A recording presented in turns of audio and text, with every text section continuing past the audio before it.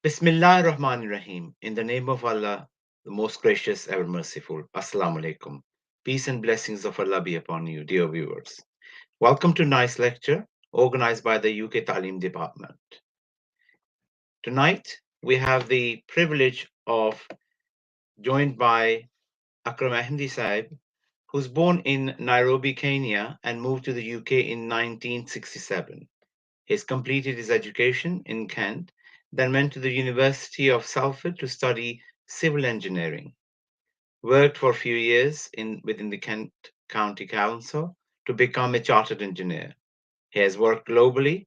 Now he's retired and is presently Naib Amir of the UK Ahmedi Muslim Jamaat, heading the IT department. He's also been a chairman of IAAAE for the last 17 years. I would like to pass on to Ahmedi Sahib to start the lecture and also tilawat and the lecture. Jazakallah. أشهد أن لا إله إلا الله لا شريك له أن محمدا عبده ورسوله أما بعد فأعوذ بالله من الشيطان الرجيم بسم الله الرحمن الرحيم الحمد لله رب العالمين الرحمن الرحيم مالك يوم الدين إياك نعبد وإياك نستعين اهدنا الصراط المستقيم صراط الذين أنعمت عليهم غير المغضوب عليهم ولا الضالين. So I shall start my lecture. First of all, I'd like to thank the Tabligh section of our Jamaat for having organized this uh, seminar with me. And I picked on a topic which was in those days, especially when Khalifa Rabia Rahimullah came to the UK. And I think if you remember, at that time, he was so much interested in Tabligh that every lecture that he gave, every Jummah literally he gave, was always emphasis on Tabligh. And that is why I've chosen this Tabligh, the essence of our faith. Because one of the things, Alhamdulillah, by grace of Allah, I was fairly successful in Tabligh in different parts of the world. And it was, of course, due to the blessing of Khilafat, at that time, Khilafat Rabia, Rahmullah. And one of the things I always noticed when doing Tabligh was that you had to pray very fervently first to Allah Ta'ala to help you in this cause. This included saying Tahajjud prayers, saying Nafli rosas, so that Allah may look at you very benignly and that help you in His cause. And in fact, I used to find that when on a particular night I had not done prayer to God for help, the next day if I went to Tabligh, I would be completely unsuccessful. And this throughout my life I noticed that especially in the case of Tabligh, you had to really pray to Allah for help, because without His help, nothing would be done. Because this is so important that if you are going to take the message of God elsewhere, then you need Allah behind you. You need Allah to back you up, so to speak. And therefore, I chose this that, in fact, for me, it has always been the essence of our faith. You know, you can get away sometimes with not saying a huge amount of prayers. But when it comes to Tabligh, you can't. You simply have to pray very, very hard and get up at night, pray to Allah for help, and then only He helps you because you are now taking His message across. So that is why I thought this is the essence of our faith. Certainly for me, it was. This is the most important part of our faith. And without Tabligh, we wouldn't exist. Now, Alhamdulillah, I was very, very fortunate that I happened to, when Khalifa Rabia Rahmullah came here, uh, I used to go for morning walks with him in the morning or at the weekends.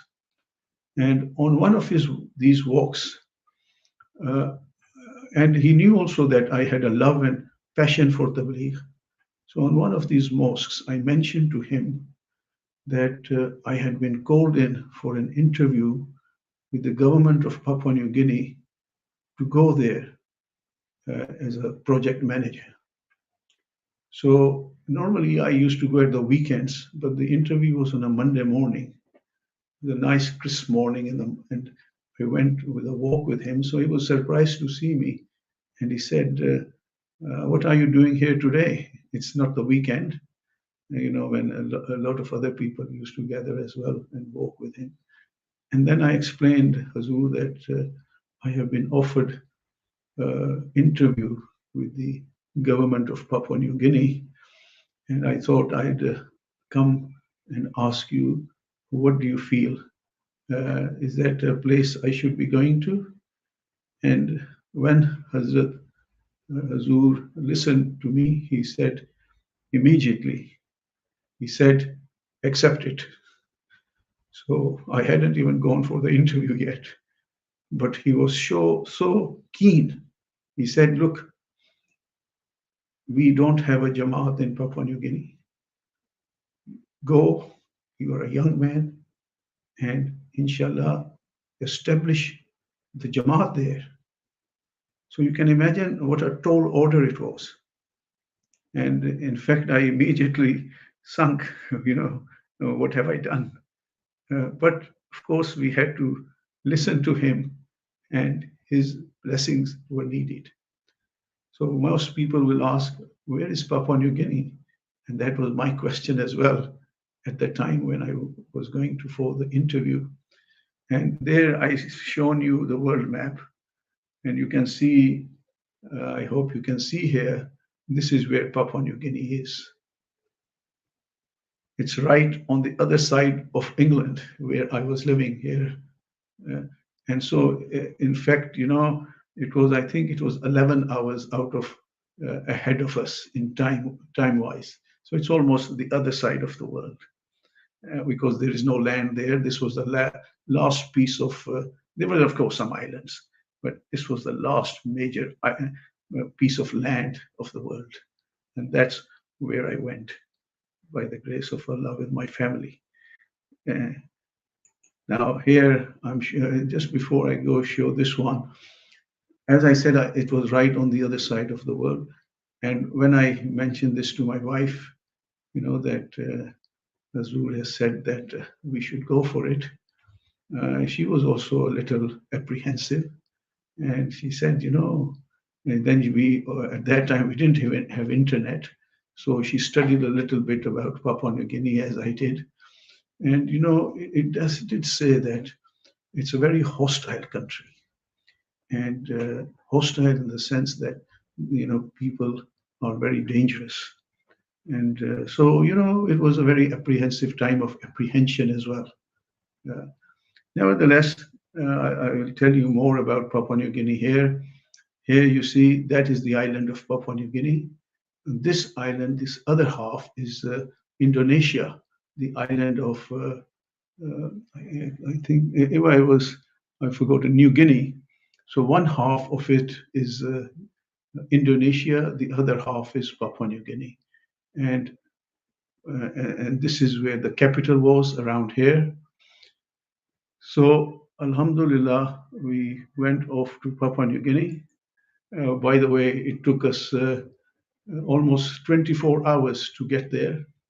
Although, we went as direct as possible, but, we took the opportunity to go via various countries like Singapore, like Hong Kong, like Australia, and also because it's almost on the other side of the world, you can go around the world and the cost of the flight is the same.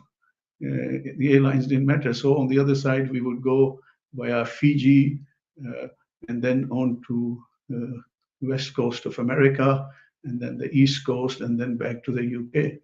So this is the island where I was given the job, on the island of Papua New Guinea, on New Britain Island, and the capital is Kimbe, which is around here. So this is where we ended up, and I was given the position of provincial engineer. So this province, this island, especially the whole island, literally was the island I was going to look after as the provincial engineer for the Department of Works. So it was a good position. I looked at all the roads of the province. I looked at all the construction projects of the government, housing, hospitals, and other projects which the government ordained. And I was required as the provincial manager to overlook the construction of all those projects. Now, Papua New Guinea is also a very colorful people. You know, you see sometimes pictures of these, and I've given a few sample. You know, they wear headdresses and color their faces. And there you see some idea of where they were. And also it's got one of the most beautiful beaches of the world. And they were exceptionally good even now, because Papua New Guinea is so remote from anywhere that the beaches were absolutely pristine, and you will never have seen such beauty. And here I've shown a glimpse of some of the places that we went to. Some of these are some of the beaches around where we lived. And the whole island, the whole Papua New Guinea, the beaches were like that. Now, and this is one of the things I've sometimes told our Marabian also to take advantage of. And it is that, you know, while I was there, I did snorkeling lessons, and not only snorkeling, but deep sea diving. And this is another world, I assure you, when you go deep sea diving. Excuse me. And so around Kimbe, there are some very beautiful deep sea diving places. And so I learned and I got my license for doing deep sea diving. And as I said, it's almost like you are in a new world. When you do deep sea diving, you'll be surprised. And, you know, it's not only, you know, there were in those waters, there are sharks, dolphins, and, you know, you can live with them and swim with them also. Of course, I was guided by our guides there who were very expert swimmers. So I have swum next to sharks and dolphins in a safe environment.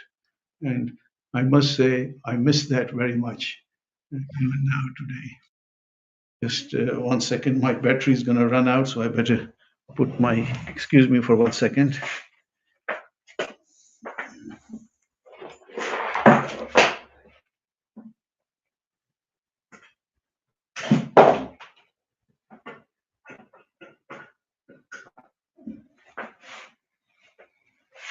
Right, sorry about that. So I'll continue with the show. And so the next one slide shows the islands of Papua New Guinea are on a very high earthquake zone. In fact, there you can see what is known as the Ring of Fire. These are all volcanic mountains here, volcanic oceans, and it is known as the Ring of Fire. And on this Ring of Fire, there are constant earthquakes going on all the time. Many of them we never hear because they are underground, underwater. But while we were living in Papua New Guinea, the Ring of Fire was very much visible, because where we lived, we used to get close by us, not so much close, but in a town called Rabaul, which was about, I think, about 400 kilometers from where we lived. there was a major earthquake, and one of the volcanoes burst out like this, and within one day, literally, the whole town of Rabaul, which was one of the most scenic towns in Papua New Guinea, was overwhelmed by this cloud cover, and the town was no more. You hear in the Holy Quran, in the Bible, of great towns being overrun by volcanoes. Well, this was something like that happened very close to us. It was also the beauty that the town we chose, that where we built a mosque later on, is still preserved and is not rocked by any volcanoes or other things like that. There you see other scenes of how the scene is there. And recently, last year, there was an earthquake, 6.2 quake felt near Kokopo, which is not very far from Kimbe, where we lived. Now, another issue about Papua New Guinea is that it is serious crime, particularly in the capitals, Port Moresby, and in the cities of Lae and Mount Hagen. Now, these safety and security crime, it's nothing like you've dreamt of. You can be attacked. Your houses can be broken into, and they'll break into the house. They'll assault your women and assault you till they get whatever they want. And it was particularly dangerous at night. And but because of the blessing of Khilafat, we stayed there 9 years. And in those 9 years, although I was attacked a number of times, no harm came to me. But I can assure you that uh, it was you had to be very, very careful. And I'll show you some of the incidences that we had. Once I was, I used to go to various villages in the country to go and uh, uh, preach. So there was one village I went to on the mainland, and while I was there during the night, and I was living with a friend of mine there, we were attacked. The house was attacked by two gunmen, and they started banging on the door. They wanted to break in and kill us, literally. Uh, Alhamdulillah, I kept my cool, and I just slowly prayed to Allah that He should come to our help. My friend, who was Sri Lankan, he got very perturbed, and he was shouting and fretting. And so when he looked at me, he saw, a very comfortable and a face of comfort. And then afterwards, while we were in this situation, one of the neighbors heard, and he had a gun, and he came out and started shooting at these robber. And Alhamdulillah, he then ran away. And then this Sri Lankan friend came to me, and he said, I was so scared, but you kept your cool. How is it? Well, I said, through the blessing of God, I didn't feel that any harm would come to us actually. So that's why I remained calm. And I preached, and he knew who I was, so he knew what I was talking about. So, uh, so this is how we. How do I go on to the next file? I think. Oh yes, here it is. So there's, of course, as I said, there was tribal fighting also in this country, and then there was also, very sexual violence, and so we had to be very careful, especially with the safety of our women. Now, I'll tell you how my journey started. So I had come to the attention of Hazrat Khalifatul Masih IV while working in Libya. Before that, I was working in Libya. And Alhamdulillah, I had converted two Ghanaians to Ahmediyyat there in Libya. So Hazur began to know about me because, in Libya, you're not allowed to preach. And he used to sometimes give my example that, look, and, of course, I had to be careful. I didn't preach to the Arabs, to the Libyans, but, they were construction workers like these Ghanaians. And so, Alhamdulillah, they became Ahmadis.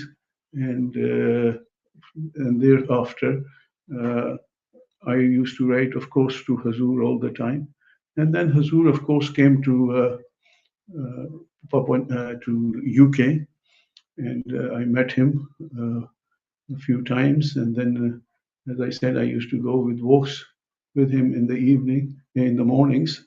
And so, as I mentioned, when I mentioned that I'm going to this job, he was more than happy and thought I would be uh, I would be successful.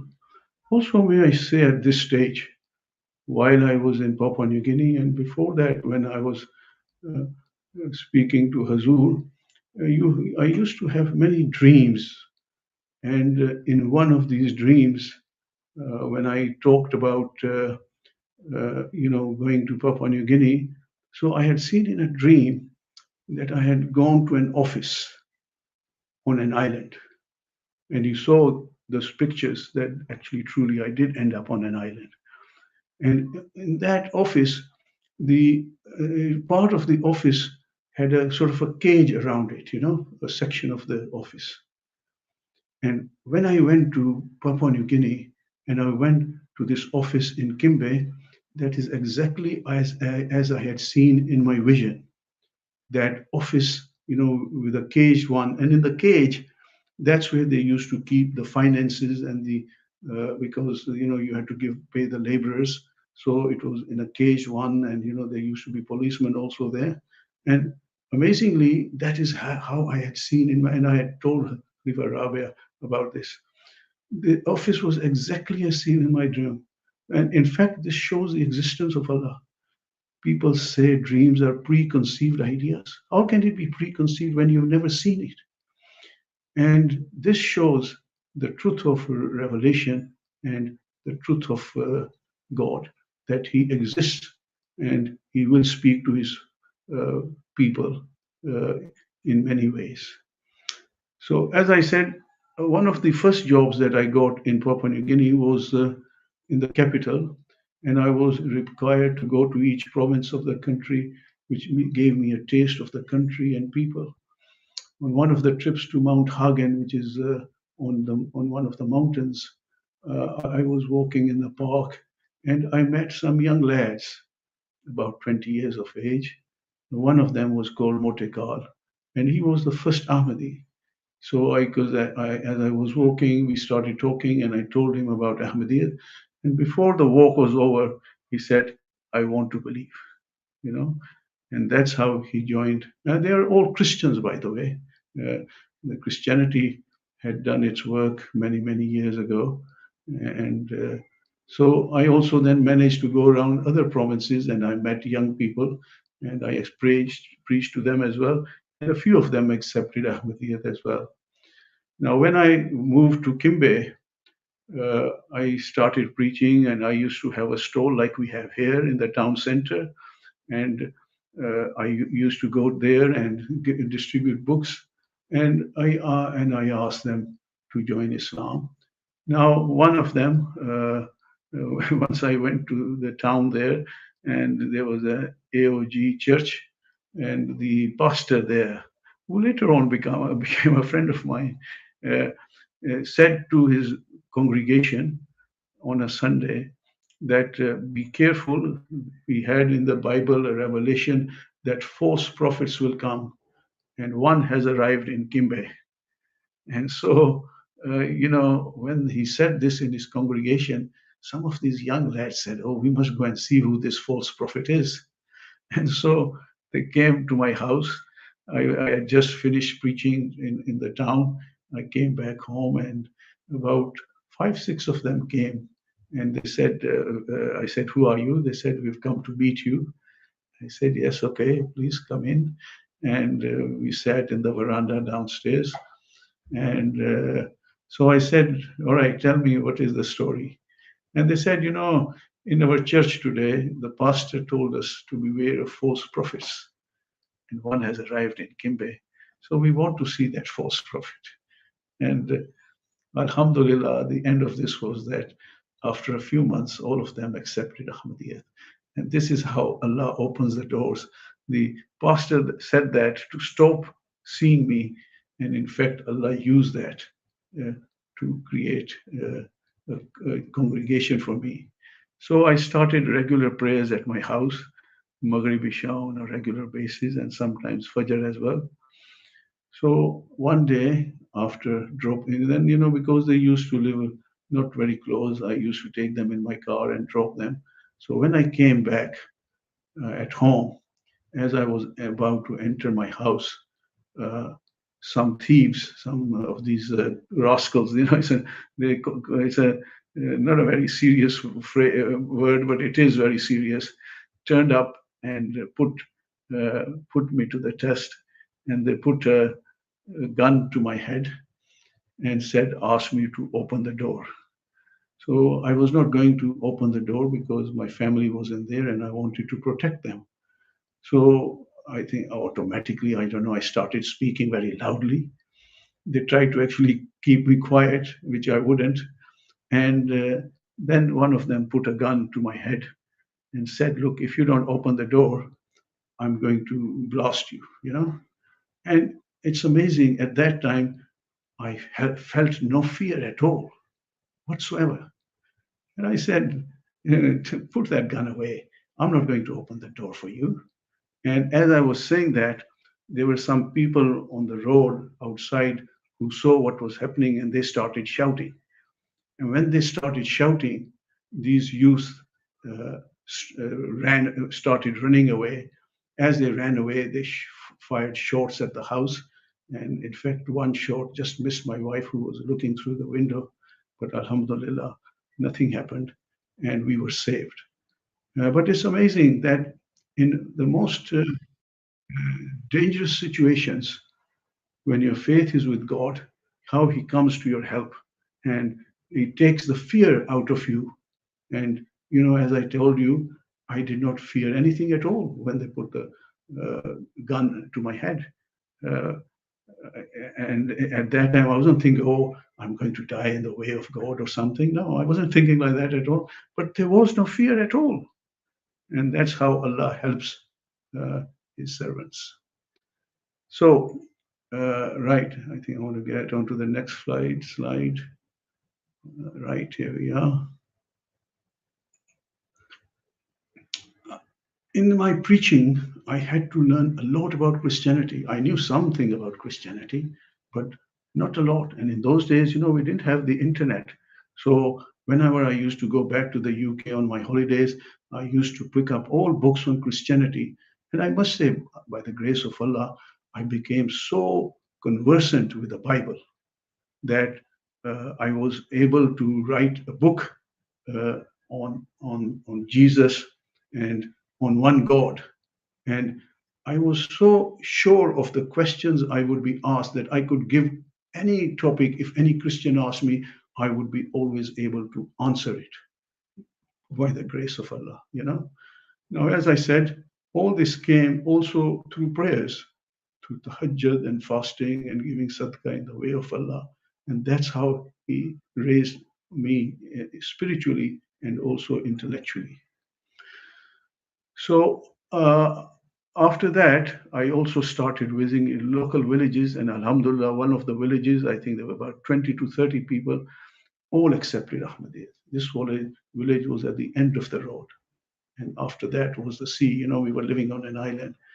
I really felt at that stage that Ahmediyyat had reached one of the corners of the earth. And the message of the promised Messiah, "I will cause your message to the corners of the earth," had now been fulfilled. Now, as I said, they were mostly students who accepted Ahmadiyya there, and then they started going back to their own places, to their own parts, and so slowly Ahmadiyya spread to other parts of Papua New Guinea. So before I had left UK, Hazur had asked me to fulfill two important tasks. First of all, register the Jamaat in PNG. The Jamaat had been trying for many years to set up, to register here in PNG, because without registering, you can't carry on to set up missions and missionaries. But anyway, so that was one of the tasks I had to do. So I had to advertise when I saw some land being made available. In Papua New Guinea, you can't buy land. You are either given, and the government gives land to religious organizations. So I saw some that for religious organizations there was land available, and so I put an advert in the national newspaper. And as I put in, I received objections from, of course, Christians and other Muslims. Now, even the other Muslims, they don't do anything yet. They object to our progress. So, as you can see, the faith of Allah cannot move forward unless there is opposition. And there was some very strict opposition by these Christians and also by the Muslims. Now, from the Christian point of view, they kept saying, look, what is happening to the Muslim world? Look how how much there is hatred and how they kill non-Christians. So don't let this, they put in the newspaper saying you are allowing a kitten to come in which will turn into a tiger and will tear you apart. This is one of the sayings of one of the papers. And similarly, as I said, the other Muslims objected to us.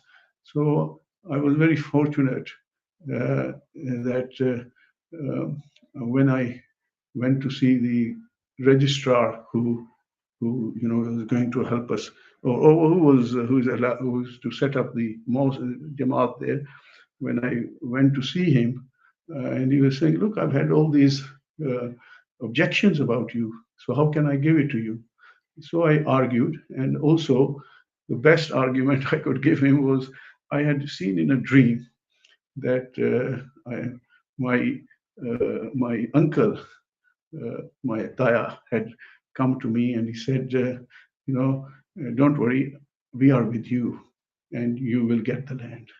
And so it happened that when I saw this guy, I told him, that I work in the Ministry of Works, and I knew at that time who he was, and he also had some land, and he was having some problem with our Ministry of Works, because he wanted to make sure that the new road we were going to build did not impinge upon his land. So I said, well, I am in the Ministry of Works, so why don't we help each other? You give me this land for the mosque, and I'll make sure that the road doesn't impinge on your properties. And that's how Allah helps us. And so it happened that, Alhamdulillah, we managed to get that land, and so it was. So I remember one of the wonderful visions I had before I left Papua New Guinea, and I was climbing a very high mountain, and some of the good boys, the Ahmadis, were all following me up the mountain. Then they asked me, "Where are you taking us?" And I replied, "I'm taking you to God. I'm leading you to God." And then before my departure, and with the Jamaat registered, missionaries were brought in from Indonesia. Tarizak was the first missionary, and I stayed with him for 1 year to guide him before leaving for my new job in Uganda. And through the blessing of Khilafat, I had converted 200 local people to Ahmediyyat in Papua New Guinea. And I remember my initial contract was for 3 years, but I ended up staying 9 years to fulfill my obligation. Today we have a thriving Jamaat, and another mosque has also been constructed in the capital. Now, the new adventure after that was I got my job, was in Uganda with my company. And after some years, I had success in Tabligh. In 1998, I converted about 600 people to Ahmediyyat in Uganda.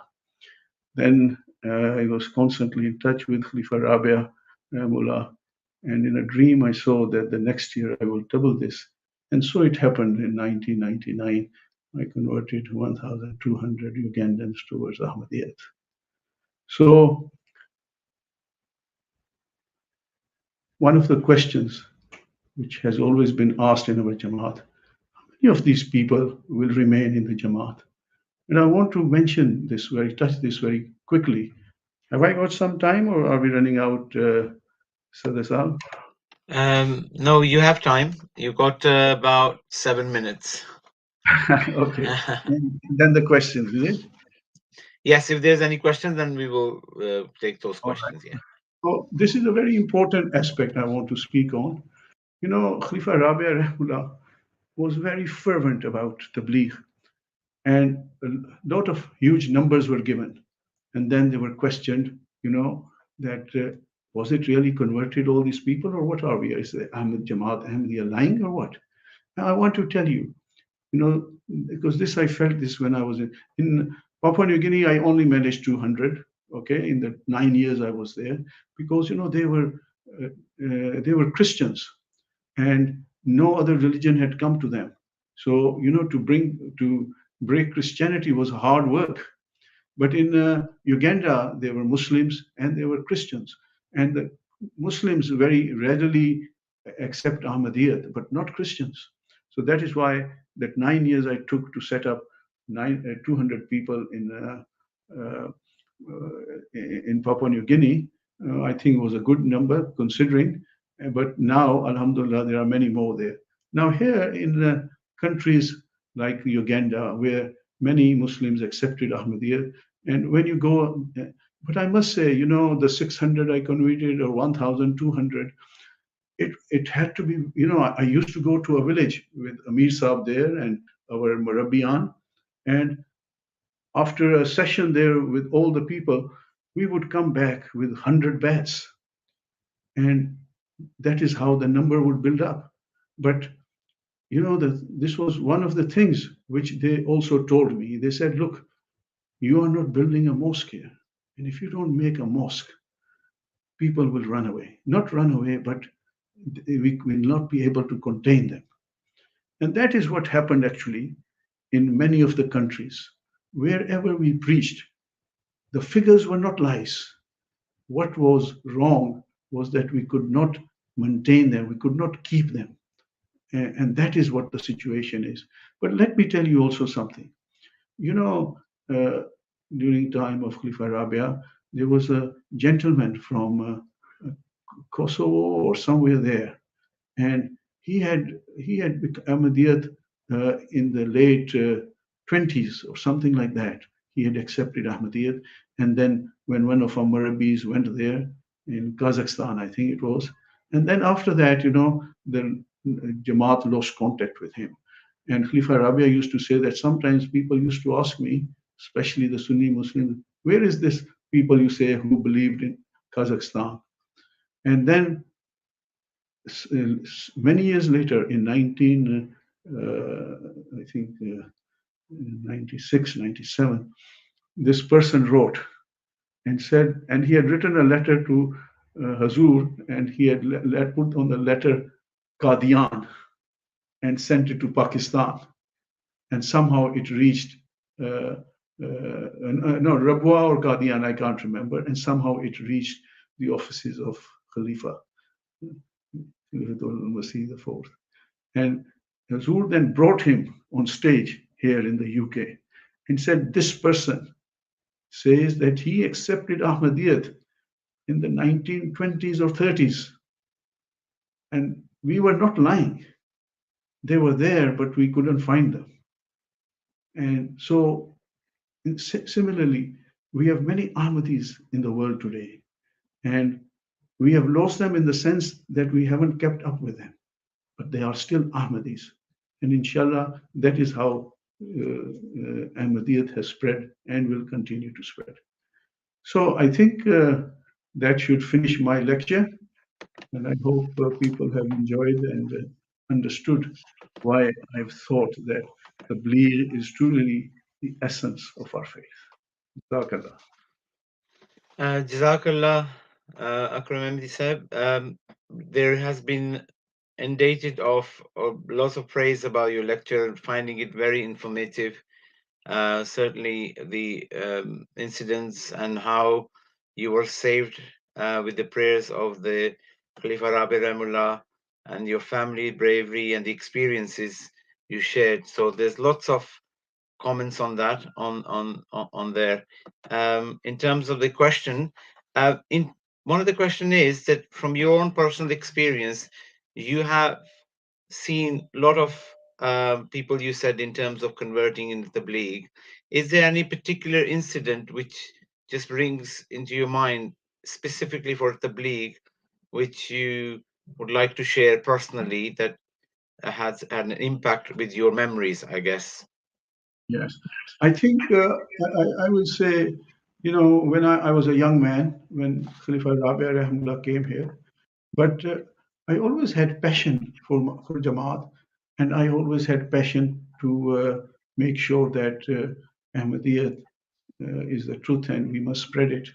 And so, in my heart and in my prayers, this passion never was blighted, but it continued to increase in stature. And so, when I was given this opportunity, I believe it was because of this passion that one must have. And this is what I would request all our members. You must have true passion for the truth of Ahmadiyyat, and that it is really from Allah, and that it will spread to the corners of the earth, and that you want to be part of it. Once you make that your goal, then inshallah you will find that truly Allah will come to your aid, and that you too will be able to take the message of Ahmadiyyat. Jazakallah. I think the time is nearly upon us, so I would like to thank our viewers. Please continue watching our lectures online. Apologies for a slight delay in the start today, but as usual, our lectures on Monday, Urdu lecture, and Tuesday on the English lectures will continue from next week, as usual. In the meantime, if you have any comments you would like to send, or in terms of suggestions, please don't forget to email us on talim online at ahmediyauk.org. Can I request Akram Ahmedi Sahib to lead us in the silent prayer to end the program? Please join me in silence.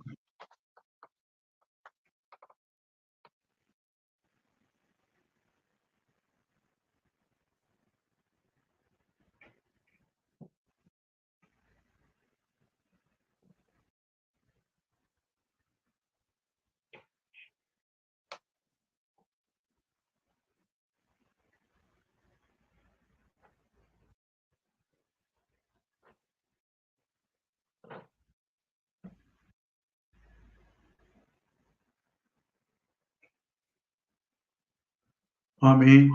Amen. Jazakallah. Assalamu alaikum wa rahmatullah.